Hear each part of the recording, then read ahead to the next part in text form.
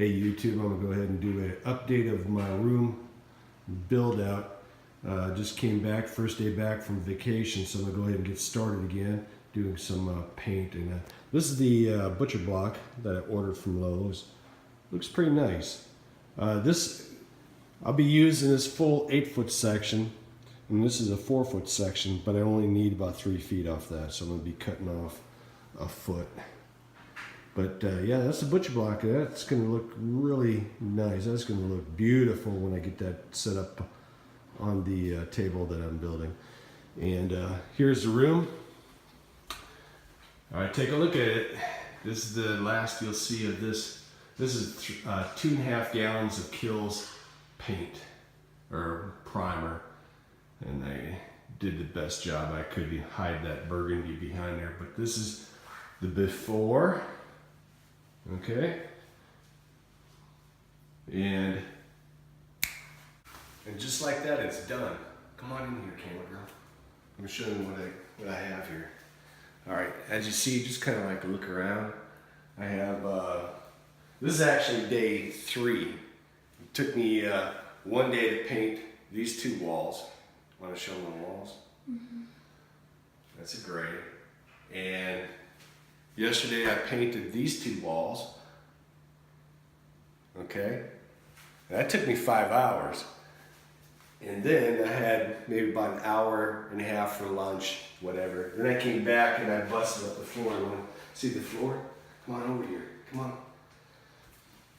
I went ahead and took out the hardwood off both, because I want it down to the base of the concrete, because I was actually going to cheat at first. I was just going to go ahead and mount it on top of this hardwood.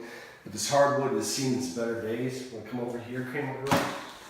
As you see here, I need to replace this floor. I got this spot right here. I got a lot of scratches, a lot of dings in this floor. This floor is about 20 years old, so it's about ready to come off anytime. But not in this build, because I don't have the budget for it. But this is what I had to deal with yesterday. Lots and lots of glue adhered to the concrete. I got all the way down to the concrete on these bases. Wore me out. Oh, I worked from 8 a.m. to 8 p.m. yesterday. So I was tired. I'm sore today. But I'm almost done. I have to go ahead and remember at the beginning of the first video, I went ahead and trimmed 4.5 inches off the base of these kitchen cabinets. And what I'm going to come around on, I'm going to use 2x4 lumber on the bottom to raise it up a little bit. I know it doesn't make a lot of sense to go ahead and trim off to raise up, but I didn't need 4.5 inches because a standard desk is 30 inches in height, approximately. And it's going to raise it up just a tad, just a smidgen, and that's an architectural term. But yeah, it's going to raise it up just a little bit, a few millimeters, a few inches. But I think I'll be okay, especially with the proper chair that I'm going to have in here. As you see here, this is the setup right here. If you can go ahead and back up and show them the setup, Allie. This is the setup I'm going to do right here. I have 2 cabinets here, 2 cabinets over here, and butcher block. And just imagine this, picture this in your mind, built-in cabinetry up in here, some shelving, some lights underneath here, and I'm gonna have to deal with this floor because this floor is awful.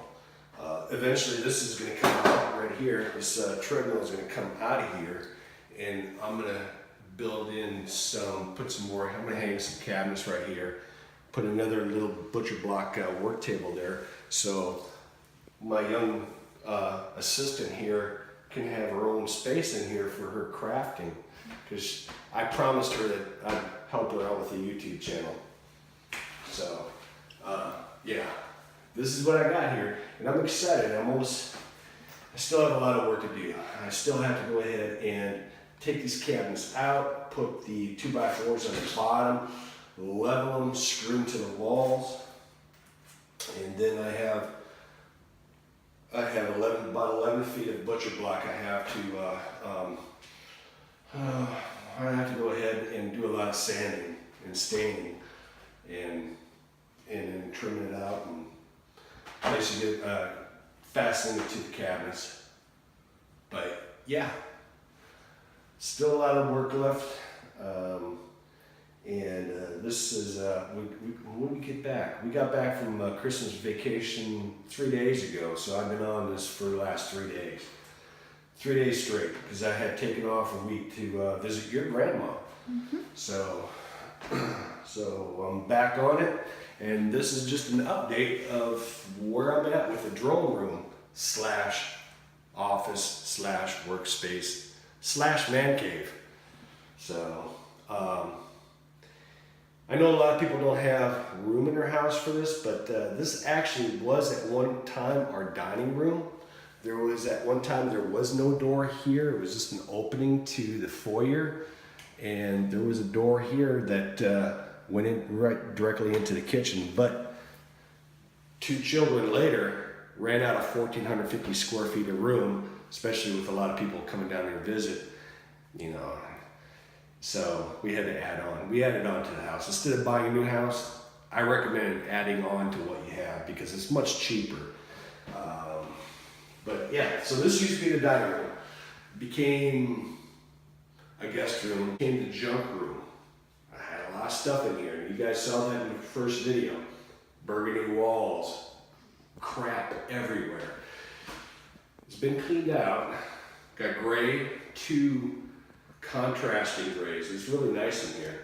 At first when I did this dark gray, at first I was like, man, this looks like a lot like a battleship. But the thing about it during the day when I get the sun coming through here, it kind of gives it a blue tone, a blue hint, and I really like it.